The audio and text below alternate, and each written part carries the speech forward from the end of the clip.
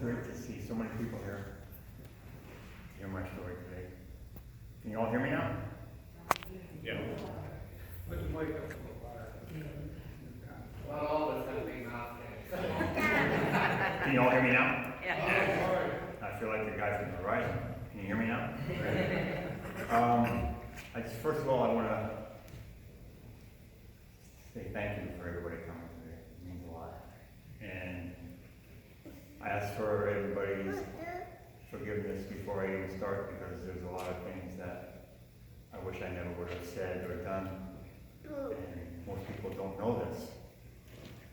I ask for forgiveness, especially from my immediate family sitting right here, before I even start.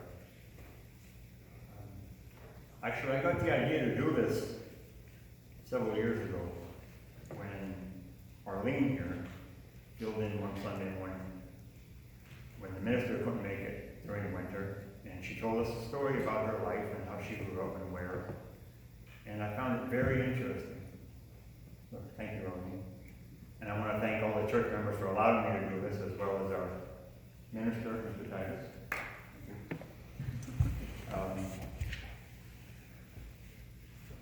Some of you may not know my name. My name is Kenny Cook. Most of you probably do. I grew up on a dairy farm about a mile from here. So right away, most of you are probably thinking right away, what in the world could a boy that grew up around here and lives on a dairy farm have to talk about? That would be the least bit interesting. Well, some of you may think that, especially people that don't know me. Not even my immediate family knew what I was going through, because I kept everything to myself all those years. You can't hear you. I'm sorry. Talk louder? Okay. I grew up, as I said, on a dairy farm. Is that better? And growing up on a dairy farm is a lot different than growing up on a farm that has vegetables or crop farming. Now, don't get me wrong, that's a lot of work in itself, but when you have a dairy farm, you have animals. So you have to take care of those animals before you take care of yourself. And you have to do that every single day. You don't get a day off, no matter how cold it is, what the weather is like, how hot it is, how you're feeling. It doesn't matter. You have to take care of those animals first. And for me, it was fairly easy because I was born into it and I never knew anything else. So I took it for granted that it was going to be easy. And I loved it so much. I had a very loving mother and father that gave us what they could with what they had. They were strict, though very strict. And in a way, I think that was a very good way to grow up. I had two older sisters who loved me very much and watched over me because I was the younger one. And I never said this, but thank you, and I love you. They, of course, like every family, they picked on me a little bit from time to time. But even at a very early age, I knew that it was all in fun. I was able to determine that right away. My mom and dad had lots and lots of friends, and they were always at our place, almost every single day. And they were all older than me, and my sister's friends who were always there were all older than me as well. So I grew up to only want to be around people that were older than me. I could not relate to people that were my age because I always felt they were childish, they had no self-respect, no work ethic, and they always did things to me that seemed like should have been done just to get noticed. And I was never really able to understand that.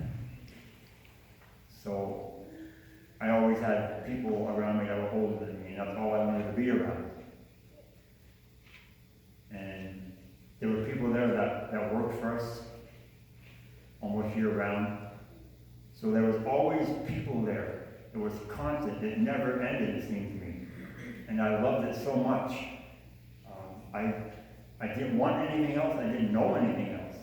I lived for this from day one, and I couldn't get enough of it. It was just so much fun all the time with my sister's friends, my mom and dad's friends, always there. And especially in the summertime, there'd be half a dozen different people there, almost at the same time, working, going here and there, from one farm to another. And we all just got along, and we all loved what we did. And then there was these big parties that we had in the summertime, picnics. 30, 40 people would show up all the time, bring food, everybody. Even in the wintertime, we'd have get-togethers, birthday parties, whatnot. And everybody got along with everybody. Everybody wanted to be with everybody else. And it was just like one big family, and I just could not get enough of it. I loved it. But I guess like everything, good things come to an end. On Sunday morning, and I remember this morning very well. The things that you don't want to remember, you just can't seem to forget no matter what you do. On Sunday morning, March 9th, 1986, that all changed for me. And I would never be the same again. A very good friend of ours